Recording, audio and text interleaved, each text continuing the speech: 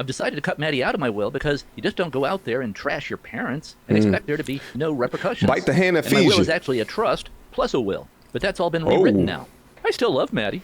Maddie's my daughter, but I don't want one penny of my money funding her to promote material that she's now putting out there.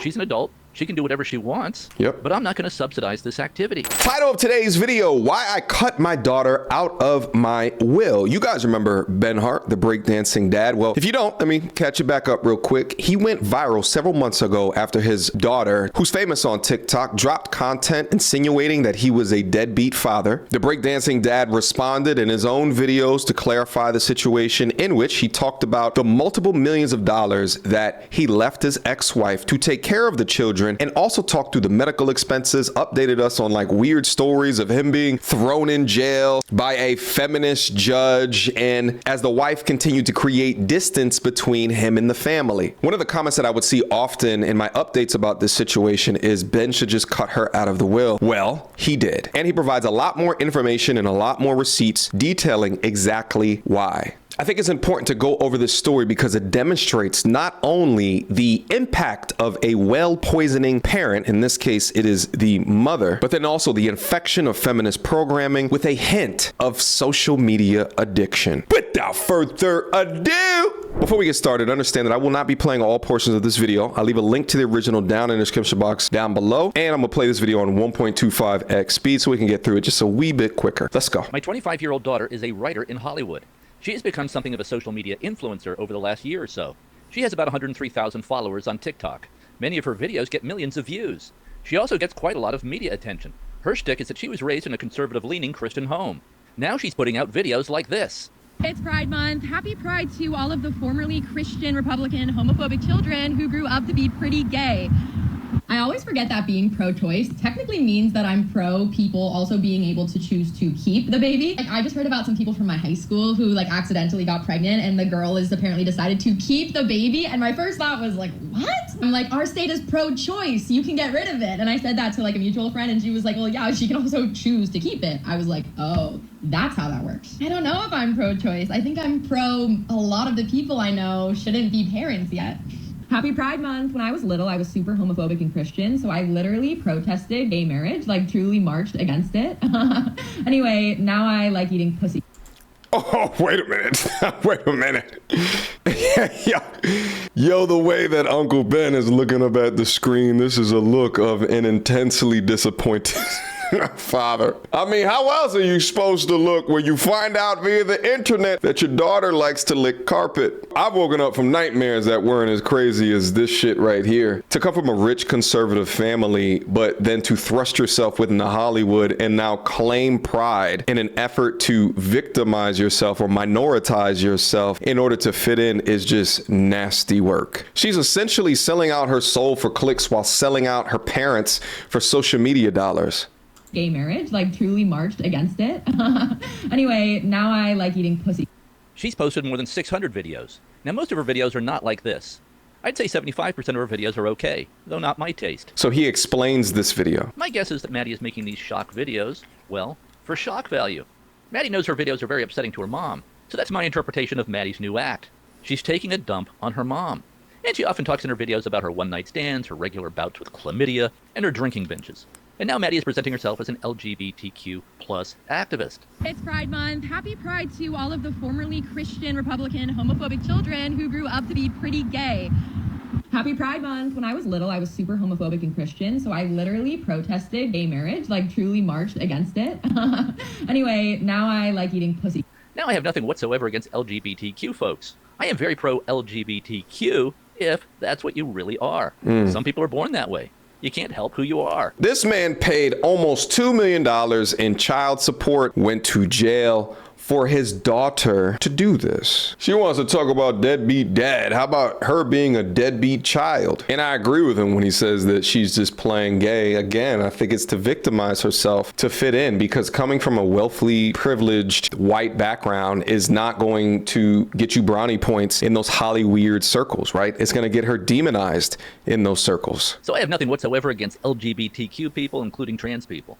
If you're an adult and want to change genders, have at it. I don't think this idea should be introduced to children by the public schools. And I don't think males who transition to female should be allowed to compete in organized female sports because they have obvious biological athletic advantages, even with the hormone replacements. And I also don't think Maddie is really LGBTQ. I think she's putting on an act. Here's a video she posted last December.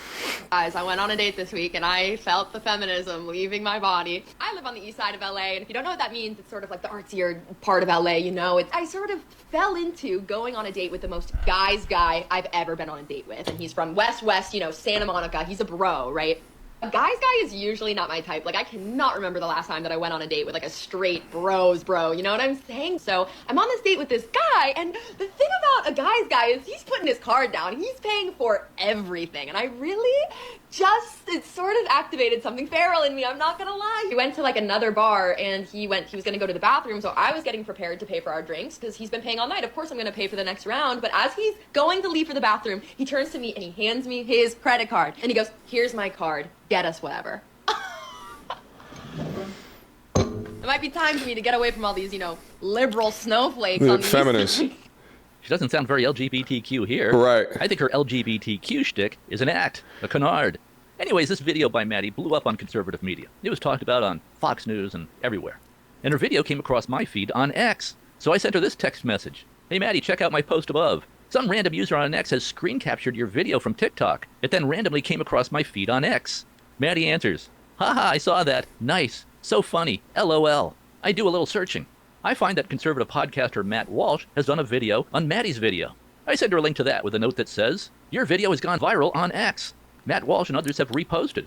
Haha, I think it's awesome." I love what Ben's doing right here because he's continuing to show that he's not a deadbeat father, continuing to post receipts of their actual relationship. Maddie answers, "Oh gosh, here come the Republican hate comments. The Matt Walsh video is making me a joke." I answer, "No, don't worry, it's fantastic. Read the comments on my Facebook page. Yes, there will be a few jerks." Maddie answers, "Oh, those comments are nicer. I just wanted people to be able to take a joke. I thought it was a funny story." Again, I was not at all a fan of Maddie going to Hollywood and trying to make it in the entertainment biz. But as long as she was doing it, I very much wanted to encourage her and help her succeed in any way that I could. Yeah. I certainly would have much preferred her to get a job on Wall Street and marry some hedge fund guy. But that wasn't the route she wanted to go. She was determined to make it in Hollywood.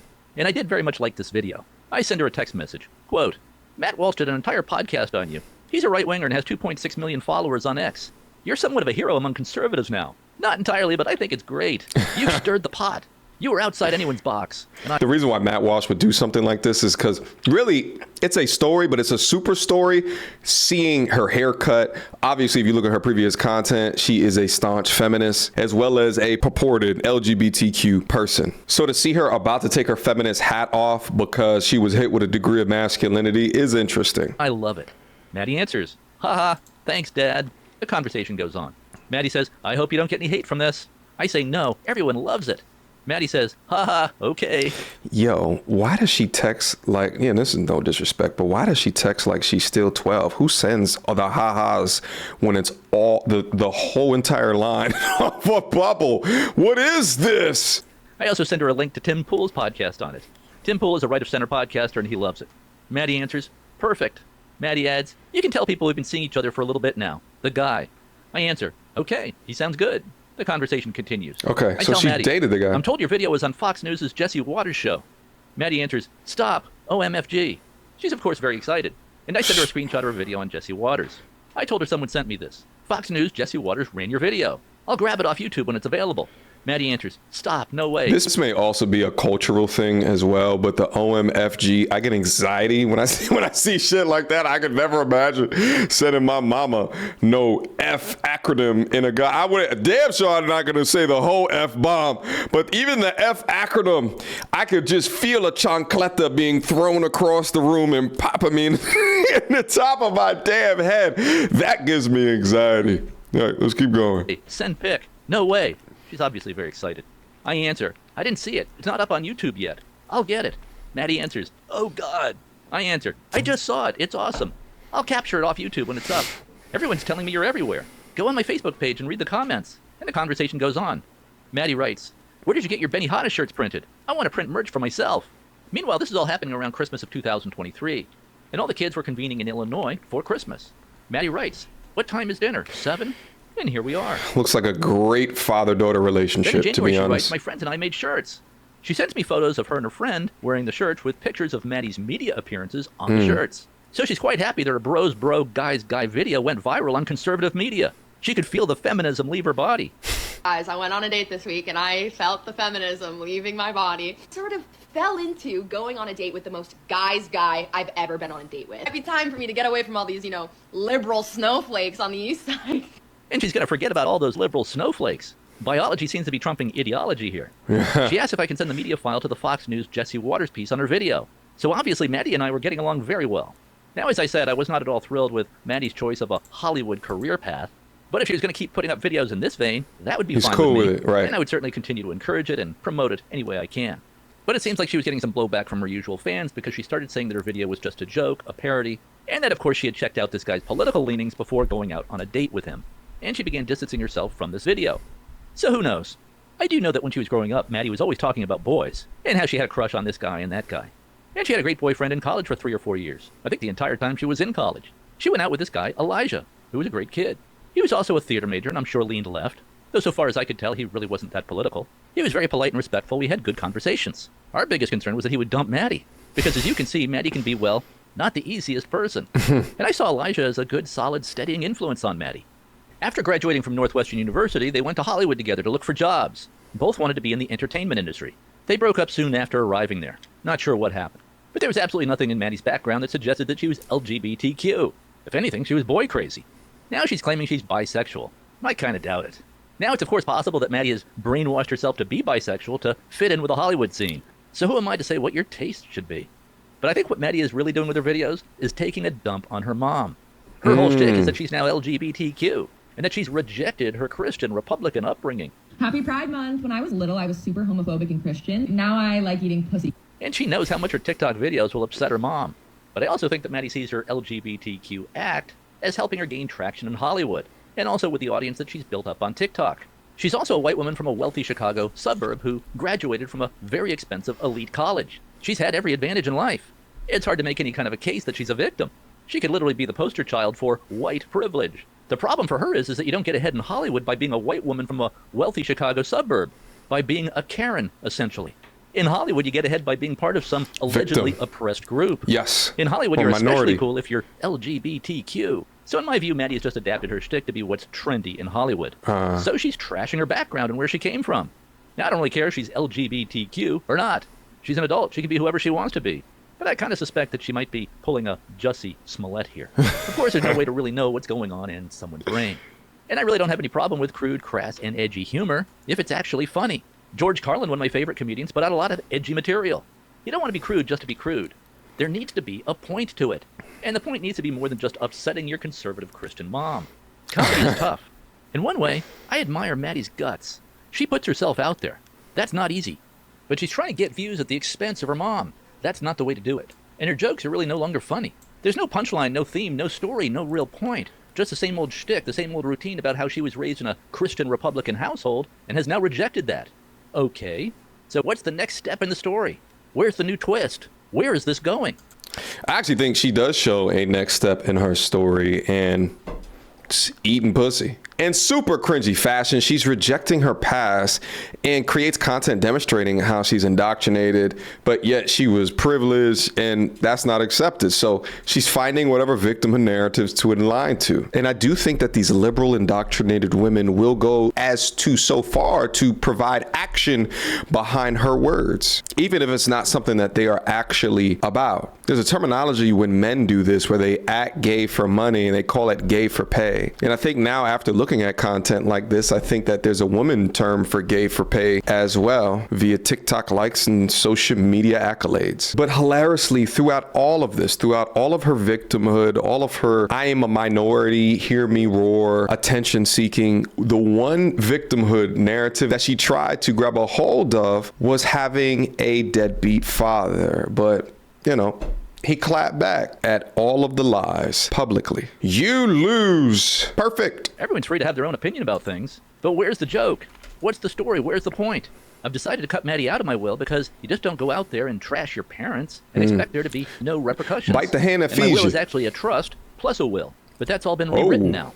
I still love Maddie. Maddie's my daughter, but I don't want one penny of my money funding going her to promote material that she's now putting out there. Oh. She's an adult. She can do whatever she wants, Yep. but I'm not going to subsidize this activity. So instead of Maddie getting a multi-million-dollar inheritance, I will be using that money to start a nonprofit organization dedicated to helping kids from low-income and disadvantaged backgrounds gain the skills, work ethic, character traits, and strategies that they need to succeed in life. Nice. And one of these strategies, one of the rules, is to never burn bridges with those who can help you. Oh. Never bite the hand that fed you.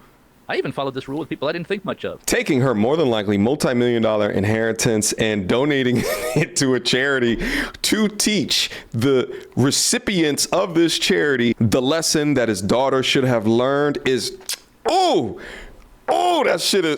shit is good. Ben, you've outdone yourself. Let go. The point is, never burn bridges, especially with people who can help you. Yes. But you shouldn't burn bridges even with people you don't think can help you. And you really don't want to burn bridges with your parents. That's just dumb. Plus, you never know when you're going to need your parents to bail you out of something. Maybe you're going to suffer a health crisis, something like that. Maybe you're going to get into some jam that you're going to need help getting out of. But Maddie does not follow this rule. Instead, she turns against her parents if she's not finding them immediately useful. In this next section, the breakdancing dad gets extremely detailed into how she's disrespecting not only him, but her mother as well. And there's a lot of new information here, so pay attention. She thinks she's outgrown her parents, doesn't need her parents anymore. So now she's using her parents as punchlines for jokes. But the jokes aren't very good. Maddie lives in the now. She has trouble looking 2 or 3 moves ahead on the chessboard. Now, some of you will be familiar with previous chapters in the story.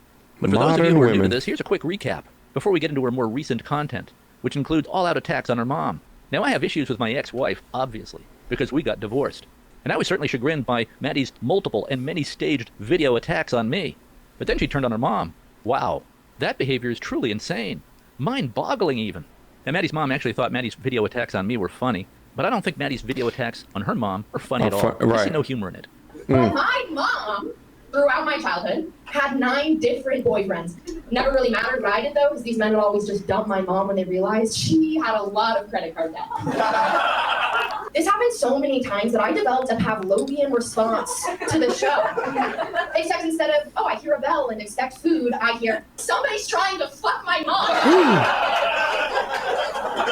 It's just the sound of Adina Menzel brought me back to that time where I caught my mom in the shower with bald paw. Yeah. Now, it's of course possible that Maddie will refine her style and become the next Phyllis Diller or Sarah Silverman.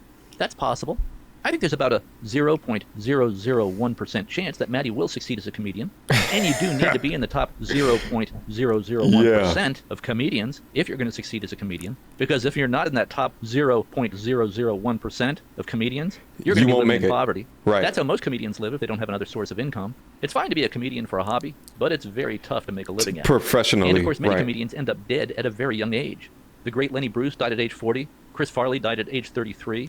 John Candy died at age 43, and the list goes on. These were people who made it to the very top of the comedy world. This is a very tough business. Now, some of you might wonder, why make a video about this? Why not just pick up the phone and talk with Maddie? Sit down and have a talk with her.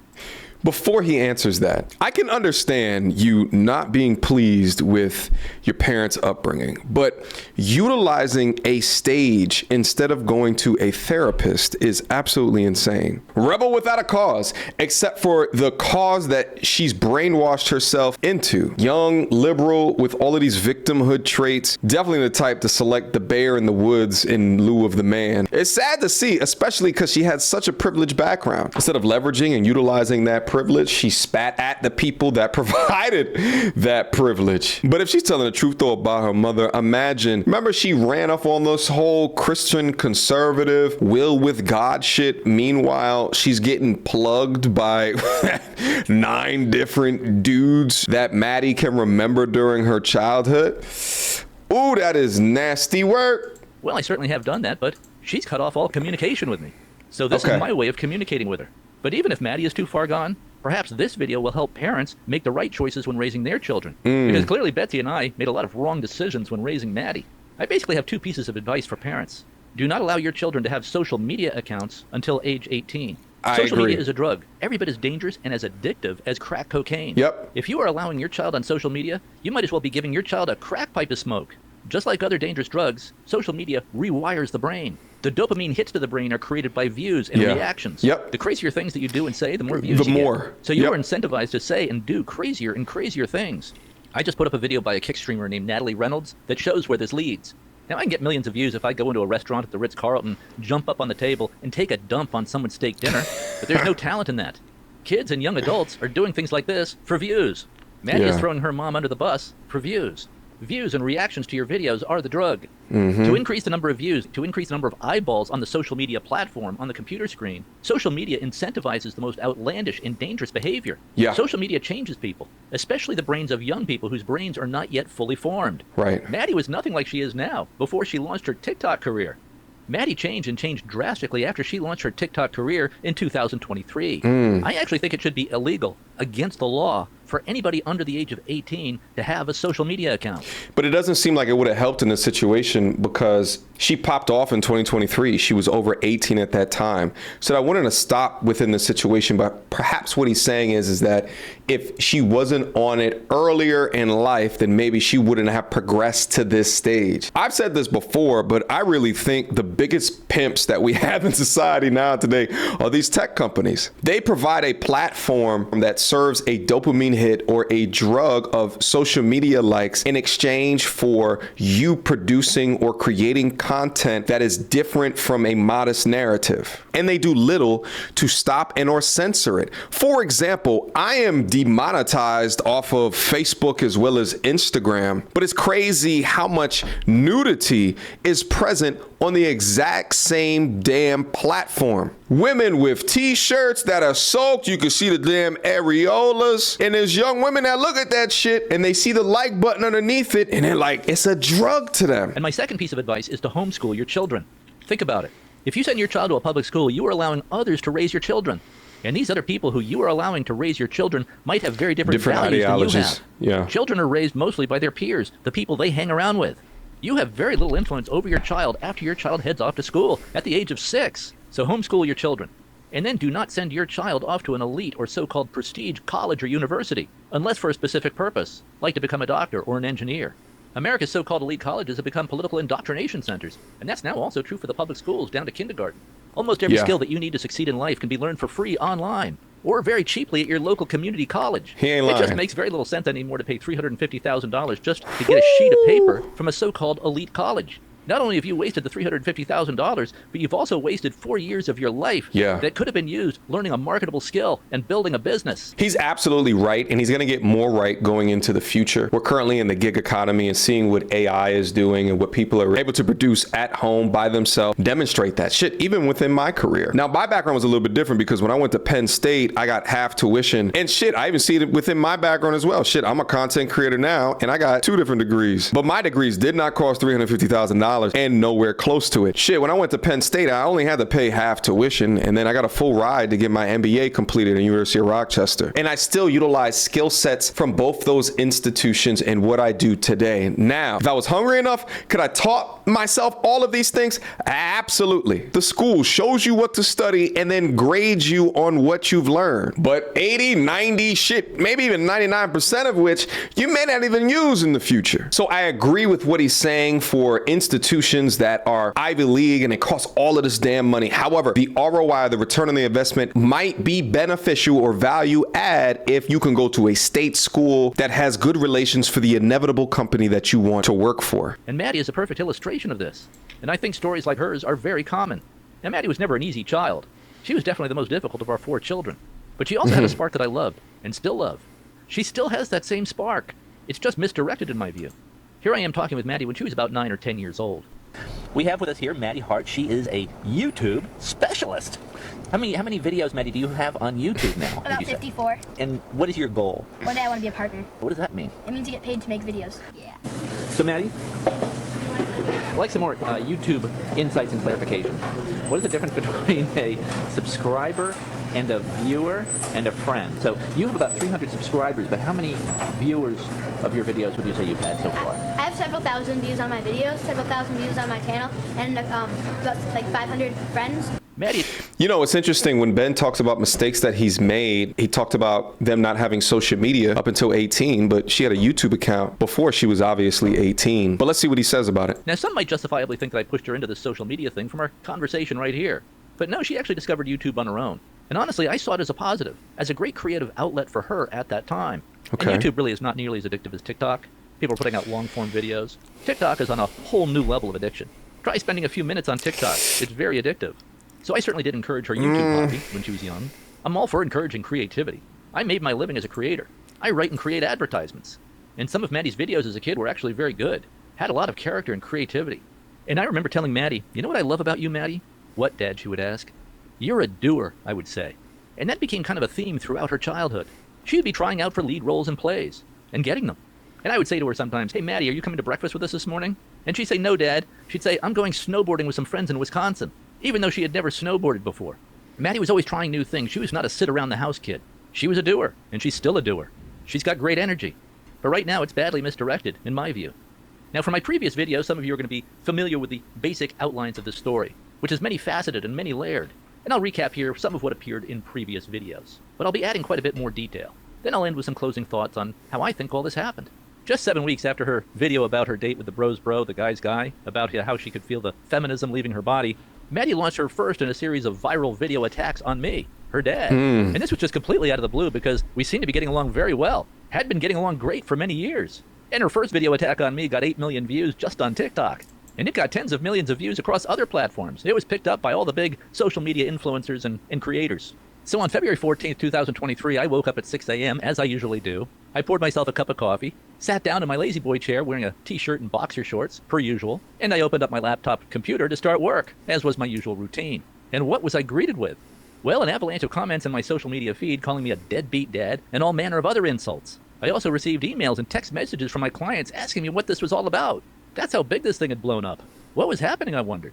And of course, as many of you know, Maddie had put up a video about me, accusing me of having abandoned the family to pursue a career in breakdancing. She also accused me of not paying her medical bills. My dad abandoned my family when I was 5 years old. That is a wife and 4 kids. He abandoned us and then pursued amateur breakdancing. Some more context is needed here, needless to say. I will talk about this in a moment. All right, let's continue with the video. And he got really good. He blew up. He became a D-list celebrity status, viral breakdancer. He became the oldest actively competing breakdancer in the world. Here, I'll show you. See, take a look at this 60-year-old breakdancer. Yes, hey. 60 years old. Nice. Amazing. Hello. That's Ben Hart. He's competing at a breakdancing Good work. competition in Philadelphia. And he may Good not get work. one, but I tell you what, he is winning over a lot of people on the internet. Yes. He really is. Oh. Yep. He's winning a lot of people on the internet. Oh. This guy wouldn't pay my medical bills. That is not true. More on that in a minute.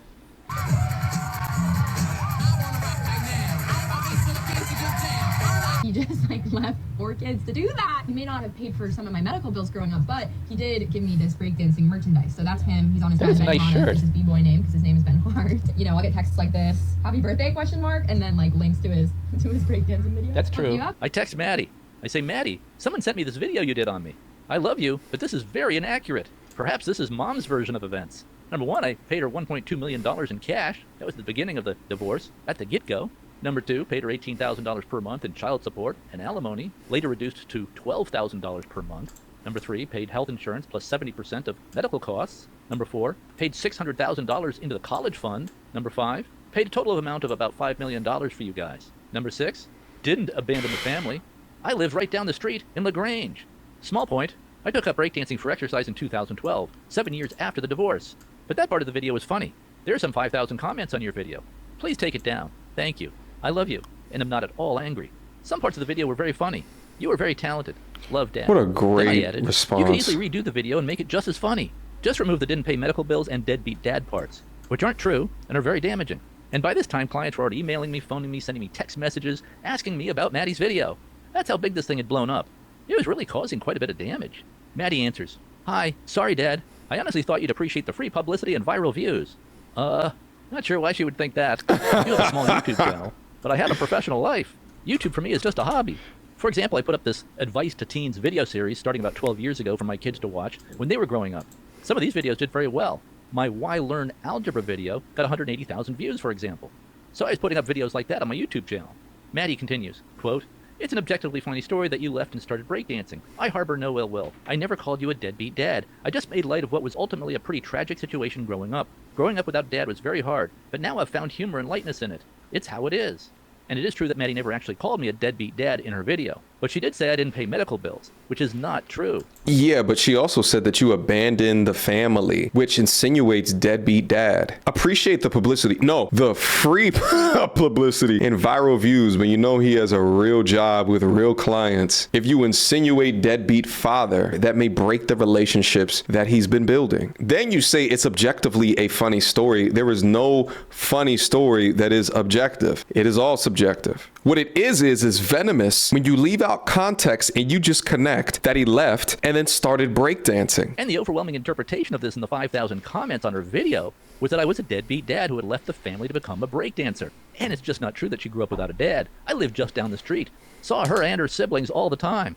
Maddie goes on. It was an extremely ugly divorce and very sudden. I could say way more exposing both you and mom, but I'm not malicious. Nor do I harbor any anger or bad feelings. But instead, I focus on the funny part, which is that my dad got really good at breakdancing. I guess I shouldn't have made the medical bills joke. You're right. That's just something I heard growing up. But everything else is funny and just in good light fun. End quote. And it's interesting that she does say that she just heard from her mom that I was not paying medical bills. We'll come back to that later, because I do think Maddie's mom, my ex, Betsy, is the one who fueled this entire fire, had a big part in pushing Maddie in this direction. Betsy, Maddie's mom, thought Maddie's videos about me were funny. And Maddie basically doesn't know what to believe because her mom, my ex, lied to her throughout her entire childhood. And I suspect that Maddie saw the hypocrisy in her mom being the supposed hardcore Christian conservative. But Maddie saw nothing in her mom that suggested that her mom was living in accordance with any Christian principles. Maddie saw her mom as a phony and a hypocrite.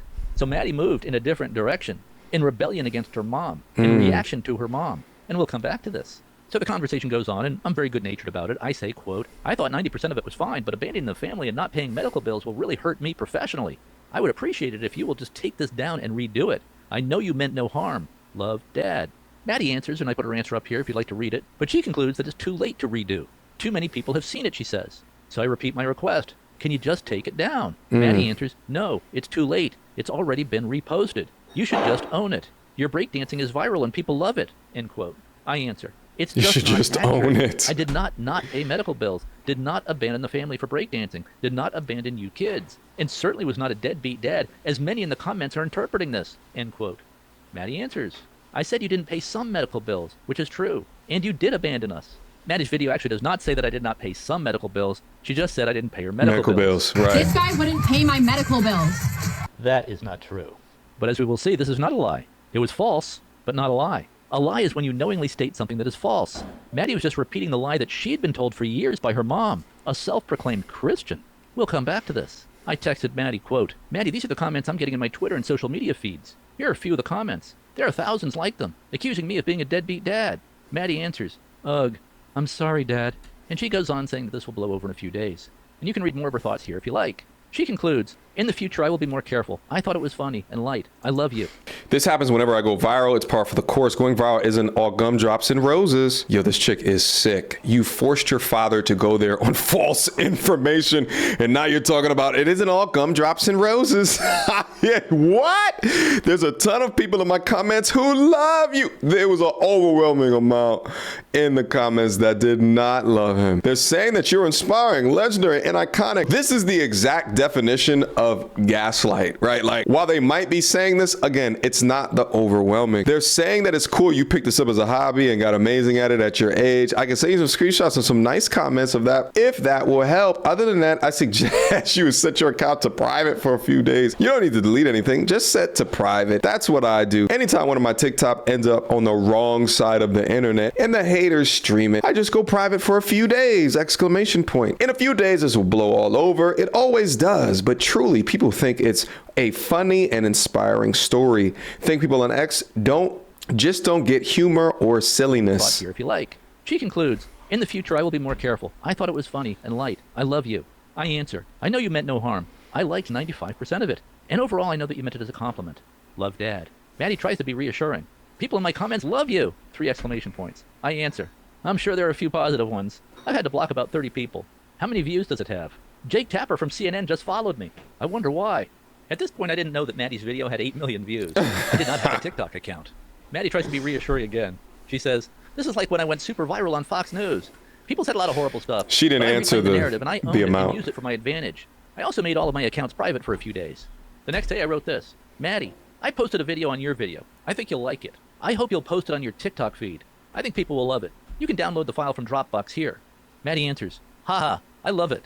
But I don't want to stoke the fire anymore. I never wanted this to be dramatic. I just wanted to post a silly, humorous thing. Now she's saying this as she's reveling in the 8 million views. Of course not. I'm never going to take down this content. It's the drug feeding her. This is like telling a crackhead to take the syringe out of their arm. But good for you for embracing it.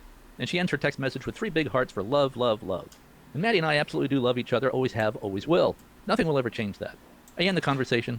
I love you too. The 10-minute response video I put up was very lighthearted. Basically, I said I liked 95% of Maddie's video, but that there were some significant inaccuracies that had to be corrected. I didn't have much of a social media following. I thought my video might get at most a few hundred views. My main purpose for posting it was for people who were asking me about Maddie's video, including my clients and friends. I could then just send them the link to the video rather than explain it each time, to the dozens of people who were asking me about it. And so far my relationship with Maddie had remained very good. She liked my response video, gave it 3 hearts for love. But the bottom line was she was not going to correct her video. Nor was she going to post my 10-minute correction video on her feed. She was clearly not at all threatened by my response video. She's a bully. Basically, she liked it, thought it was funny. She clearly thought it would just get a few hundred views, as did I.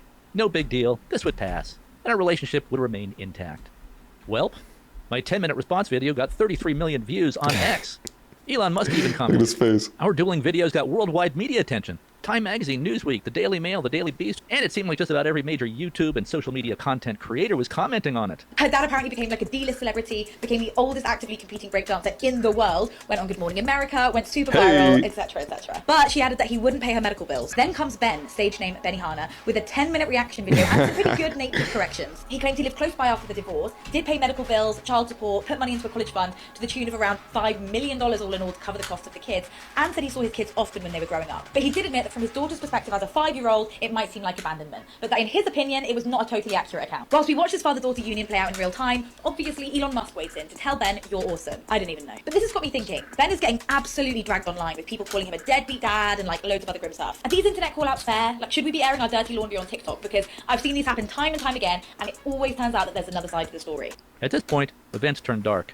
Maddie went up with a much more negative second video that was filled with even more inaccuracies. I know my dad posted like a 10-minute video or whatever being like, you know, my daughter's lying, we have a great relationship, I have a great relationship with all my kids. That's just objectively not true. Like, guys, we're all freaking out about this in my family group chat right now. We're being like, he's so unhinged and delusional. We don't know if he actually believes his own narrative or if he's lying on purpose, but he's just like a weird guy. Yeah, he said he lived. He's posting all the family videos as she's saying that. Months maybe, but I don't want to get into this. Like, again, like my video was basically like sanitizing the situation and like poking fun at the lightest parts of that childhood trauma, but obviously in real life it was a lot more like complicated and traumatic, and it was really hard. He left us, immediately married another woman. We didn't hear from him for years, and then he would visit every few months and we'd go out to dinner, but like he truly had no hand in raising us at all. Some money growing up, I honestly don't know the nitty-gritty of the financial situation. I really don't. Bottom line is this guy was a completely absent father.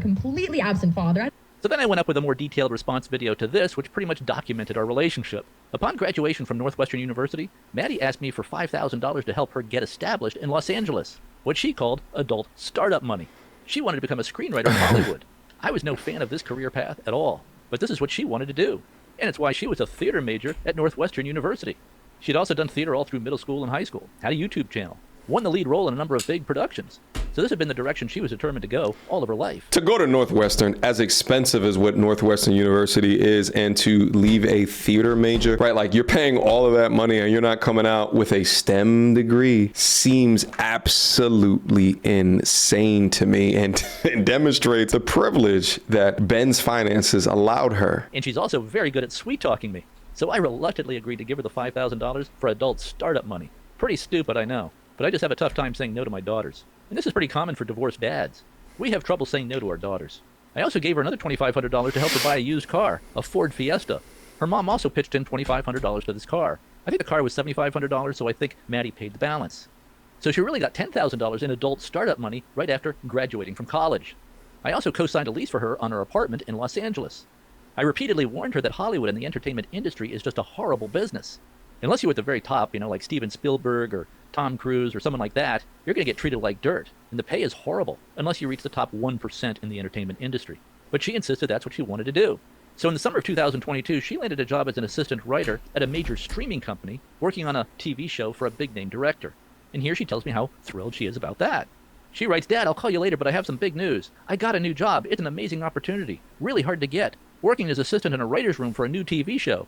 Pay is horrible, but the opportunity is amazing. Climbing the ladder. I answer, wow, that's great news. Give me a call. And I include here some more text that you can read if you want to pause the video and zoom in. Lots of I love you, I miss you, when can we talk on the phone? But also the requests for money were constant. Hi Dad, can you send me money for groceries? Sorry to ask, I'm missing 5 days of work to recover from strep throat, so grocery money while I'm sick is tight. Now pay for these assistant writers is hourly, so if you miss work, you don't get paid. I answer, I'll send you some. I have to reinstall my apps because I reset my phone.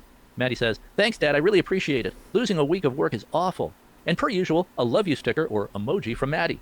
More texts. Maddie says, Dad, want to do call? Miss you, thinking about you. Sure, Maddie, call me when convenient.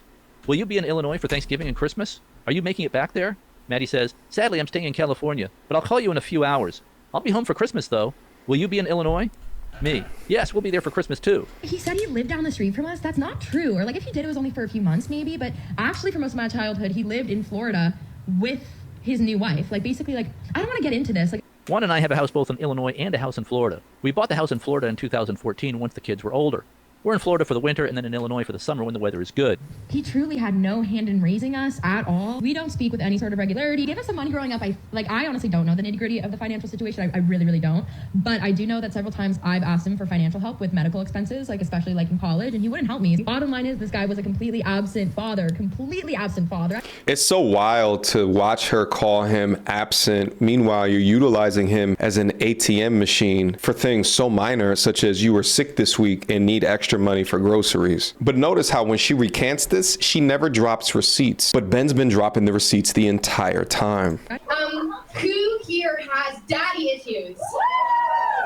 And here's Maddie requesting $300 for a tapestry that she wanted for her apartment. Quote, hi Dad, 3 exclamation points. For Christmas, I want a specific fabric tapestry. I've been eyeing it forever and want it in my room so badly. 2 exclamation points. It's $300. Is this something you would be willing to get me for Christmas instead of the usual check? And I, of course, sent her the $300 for the tapestry. And here we are making plans for all the kids to get together for Christmas dinner on Christmas Eve at a steakhouse. This is in 2022. And as you can see here, my relationship with Maddie was very good. This idea that Maddie keeps putting out there in her comedy routine and on her TikTok videos that we had no relationship or a bad relationship is just beyond preposterous. Completely made up fiction. Here Maddie wishes me belated birthday. Quote, happy birthday, Dad, 3 exclamation points. I had it in my calendar wrong. I hope you had the best day ever. Did you do anything for fun? I write back, thank you, Maddie. We all went out for dinner. Nothing much. Hope you're all doing well. Love you. Now, I don't expect my kids to remember my birthday. But Maddie did kind of make a big deal in her video out of the fact that I wished her a belated birthday. You know, I'll get texts like this, happy birthday, ? And then like links to his breakdancing video. We don't speak with any sort of regularity. He doesn't know when my birthday is. Like, as you guys saw in the video I posted, he got it wrong. She said in her video that I forgot her birthday, which is not quite true. Here we have Maddie sending me a text message in March of 2023 saying that she blew out a tire on her car and broke a rim. She said it would cost her $700 to replace. Now, I had already spent quite a bit of money on her car and her living expenses, so I wrote, I'll send you $200 early for your birthday. Then maybe Mom can send you a bit. Love, Dad. So I actually did remember her birthday. Then I'm assuming her mom sent her $200, so then Maddie would have to pay the balance, which would be $300. So Maddie actually did get $400 for her birthday from me and her mom. I then did forget to wish her happy birthday on the actual day of her birthday, but I did wish her a belated birthday. I'm a writer, and I spend my day zoned out in writing projects, and I often forget what day it is. And by the way, when I was growing up, I don't think my dad ever remembered my birthday. Not once. My mom did remember birthdays, and I was not at all bothered that my dad did not remember birthdays. Back then, I don't think it was a thing for dads to remember their kid's birthday. But overall, I've done a pretty good job of remembering birthdays for my kids over the years. This year, I'm remembering no birthdays. I'm out of the remembering birthdays business. Anyways, my relationship with Maddie was very good, as it was with all of my kids. Absolutely nothing amiss so far as I could tell. And we were communicating constantly with each other. Lots of love you, miss you, can't wait to see you, etc. Also phone calls. And here she's telling me about her new boyfriend. Maddie says, quote, here's a video of the musician I'm seeing. He signed with a big music label. Music is his full-time job. Me. He's good. What's his name? Maddie. Liam. Me. Can I look up his music on YouTube? Maddie says, yeah. Me. Wow, he's getting lots of great comments, too. No indication here that Maddie is LGBTQ. And here's part of Maddie's stand-up act about him. Don't date a musician unless you are ready to have access to an extremely intimate portrait of what their last relationship was like. I spent 2 hours the other day listening to 3 full-length albums about what it was like for this man to fall in love with his previous girlfriend. That lyric, I will be in love with you forever. Was that just kind of catchier than saying for 2 to 3 years? Was that was like a syllables thing, right? No, I love it. I love your music, your art. It's so good. I noticed that the song My Perfect Soulmate came out a year before we matched on Hinge. So I completely understand the father hitting her with the reality check that she will not be successful as a comment. I can't even give any fake laughs for this. So kind of the math isn't confusing. And I actually really like her stand-up act here. I think it got 1.5 million views or something like that on TikTok. And then here Maddie tells me she's got another video going viral. These kinds of conversations are in 2023 and are just constant. And as you can see, no problems whatsoever with Maddie's and my relationship. I really don't know how it would be possible to have a better relationship than this. Then there was the Hollywood writers' strike last year that started in May of 2023. Here are some text conversations about that. And she lost her job while the writers' strike was in effect. And the strike lasted about 5 months. She explained that she needed more money, or she'd be thrown out of her apartment, and she'd have no choice but to return to Chicago. And honestly, I thought it'd be great if she would return to Chicago. Much healthier and better than Hollywood. But I agreed to give her $200 a week while the strike was going on. But I also insisted that she needed to find other work. Any kind of temporary work would be good. She started a dog walking biz to bring in some extra cash during the writer's strike. And she sends me texts and photos about that. She wishes me Happy Father's Day with 3 hearts for love. She sends me a photo of her wearing a Benihana t-shirt, which is my breakdance stage name. During the writer's strike was when she decided to focus on her TikTok career. She also began a series of job interviews. And she kept me informed about her job interviews. And I kept sending her the $200 per week. She landed a job interview with Netflix. Then they put her through several rounds of interviews. And I advised her, keep in mind they're going to check your social media posts. You might want to delete the more edgy stuff. And she said, nah, her posts are helping her, not hurting her. And so far, her TikTok posts are more along the Sarah Silverman-style, crazy dating stories. I like some of her posts, others not so much. But she was a 24-year-old adult. All I can do is advise. She finally landed a job at Netflix. She's thrilled. But the job doesn't start till August 1st, so she still says she needs $200 a week. And that ended up being $200 per week for about 10 weeks. I was very happy she landed this job. It's what she wanted. Awesome. While waiting for her Netflix job to start, Maddie sends me a text saying she loves my Facebook post about her Netflix job, which includes that video that I did with her when she was 9 or 10 years old. Maddie writes, and I love that Facebook post. That video is so cute. Do you have it anywhere that you can send it to me? So I sent it to her by way of Dropbox. Does this look to you like we're having any problems with our relationship? No. Does any of this sound to you like I was a deadbeat dad who abandoned his kids? However, just because she was working at Netflix does not mean that a request for money stopped. Here I sent her $750 for some kind of medical issue that wasn't covered by health insurance that I was also still paying for. I was also still paying for her health insurance. She had no health insurance at Netflix or at the other streaming service. The Hollywood entertainment industry is so woke left, but then they don't provide their workers health insurance. That's crazy. They pay them crap wages. And they try to keep them on hourly wages for as long as possible so they don't have to treat them as full-time employees, don't have to pay for health insurance. It's all a Woke left business. Hollywood is the epitome of slave labor sweatshop working conditions. I warned Maddie about this, but she chose this path. Her mom was also sending me bills for medical expenses, some of which were Maddie's. Remember, Maddie was under the impression that her mom was paying all her medical bills. Here was a text Maddie sent me when she was lobbying me for the $200 per week during the writer's strike. Maddie says, quote, I get that mom is doing medical and car, but I am really hoping you can support me during this insane time. No. Mom was not paying Maddie's medical bills. I'd also paid $2,500 toward the car and split car repairs with her mom. Now, Maddie was on mom's health insurance, but I was paying for it. Betsy and the kids were on Betsy's husband's health insurance policy from his employer, but I was paying the portion for the kids, and I was paying 70% of out-of-pocket medical costs. Almost every month, her mom, Betsy, was sending me bills for unreimbursed medical expenses, including psychological counseling. Apparently, Maddie's mom represented to Maddie that she was paying for Maddie's medical bills, and to approach Dad for more money. No, I was paying for the health insurance plus 70% of unreimbursed medical bills for Maddie. So Maddie's mom was misrepresenting who was paying what to Maddie. On several occasions, I asked Maddie's mom about the bills she was submitting to me for Maddie's psychological counseling. At least one set of bills that Betsy submitted to me were for grief counseling for when Maddie broke up with her boyfriend from college, the guy here named Elijah. Remember, they went to Hollywood together because he was also a theater major at Northwestern. But they broke up. Not sure who broke up with who. Maddie's mom wanted me to pay for grief counseling for Maddie over breakup with her boyfriend. I declined to pay for that. Again, no evidence here of being the least bit LGBTQ. So I guess these were the medical bills that Maddie said I wouldn't cover. Grief counseling over breakup with boyfriend. And in her text here, Maddie also says mom is paying for a car repair. Someone also hit Maddie's car, so I paid $500 toward that. Her mom also paid $500 to help with Maddie's $1,000 deductible on her car insurance.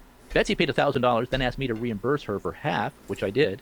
But Betsy never told Maddie. Betsy allowed Maddie to think that Betsy had paid the full $1,000. Evidently, Betsy was telling the kids that she was paying for almost everything, and that I was paying for almost nothing. That's why Maddie was under the impression that I wasn't paying medical bills. Maddie even says in one of her attack videos against me that she had no idea what I was paying or what the financial arrangement was between me and Betsy. He gave us some money growing up. I honestly don't know the nitty-gritty of the financial situation. I really, really don't. But I do know that several times I've asked him for financial help with medical expenses, especially in college, and he wouldn't help me. So that's what I was referring to in my video when I was like, he wouldn't pay some of my medical bills. So Betsy was telling or suggesting to the kids all these years that I was a deadbeat dad, that I wasn't paying it for anything. I did not realize how much Betsy was lying to the kids behind the scenes about almost everything. More on that in a moment. So yes, I was still heavily subsidizing Maddie's life in Los Angeles, even though she was 24 years old. This is certainly a big difference of how it was for me when I graduated from college. The day after I graduated, my dad was done. I did borrow $300 for a deposit on my apartment in Washington, D.C., but that was it. As far as my dad was concerned, his job was over. It was up to me to make it in the world. Sink or swim was his attitude, and I think that's how it was for almost everyone in those days. Once a kid hits adulthood, it was expected they were on their own. The requests by Maddie for money were constant. And I think a big part of what triggered her attack videos against me in February of 2024 is I made it clear I was not going to subsidize her Hollywood career anymore. She'd have to make it on her own. She was 24 years old, almost 25. She would have to sink or swim at this point. Either make it in Hollywood or do something else.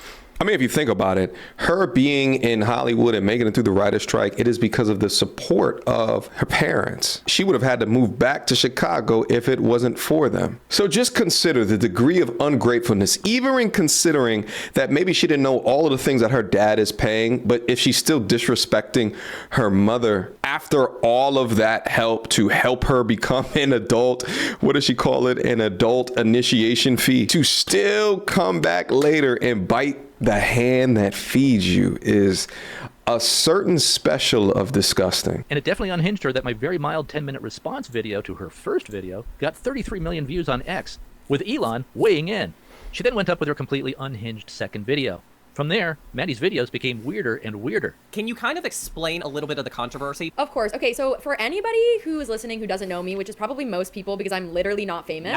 Millions of followers. Unfortunately, though, I have become semi-famous literally just in like Republican hate circles. Most recently, I made a video about my dad because my dad abandoned my family when I was little and he like went on to become a pretty famous breakdancer. And I made a video that was like very funny, tongue-in-cheek about that.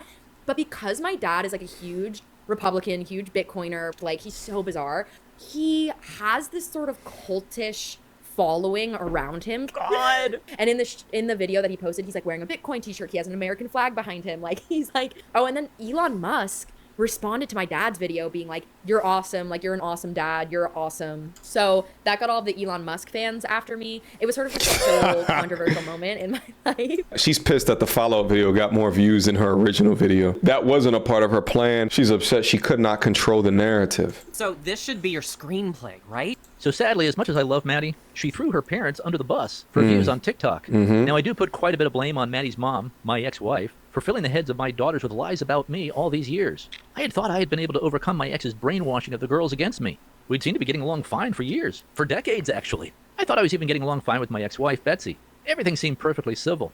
After all, she'd been remarried since 2012, was living in a $2.4 million home. Betsy had nothing to complain about. So I thought Betsy and I were getting along fine. Move on. After our dueling videos, Maddie sends me a long series of text messages with a long list of ugly and false accusations and distortions that she could only have heard from her mom. I won't include her long text messages here because they're just full of nonsense and distortions that I'd have to spend a lot of time debunking point by point, and that would probably take a 1-hour video to do. Maddie's text message stream was like War and Peace in terms of length, and perhaps I will address each one of her points at another time, because she got all these accusations from her mom, and I actually dealt with some of them in this video here. But I will address one here. Among the accusations on this list, in Maddie's long text message stream, is she says I was accused of embezzlement. Well, this is just outrageous, and Betsy knows it. And Maddie could have only heard this from Betsy because this involves something that happened in 1996, long before Maddie was born. But at age 25, you should not be burning bridges.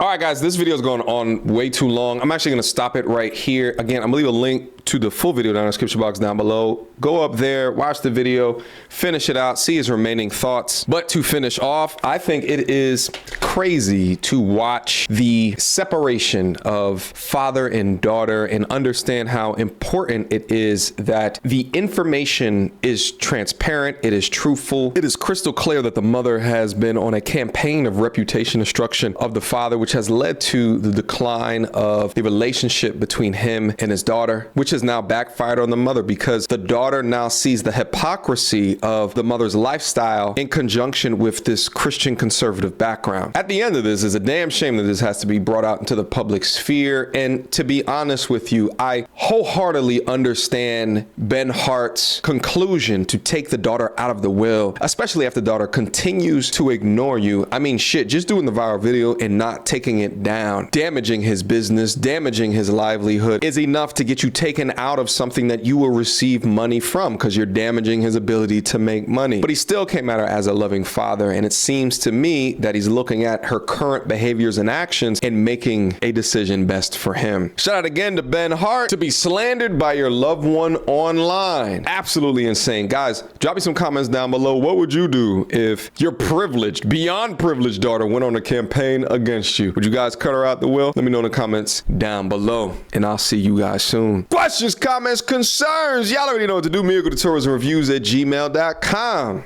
Until next time, YouTube. Peace.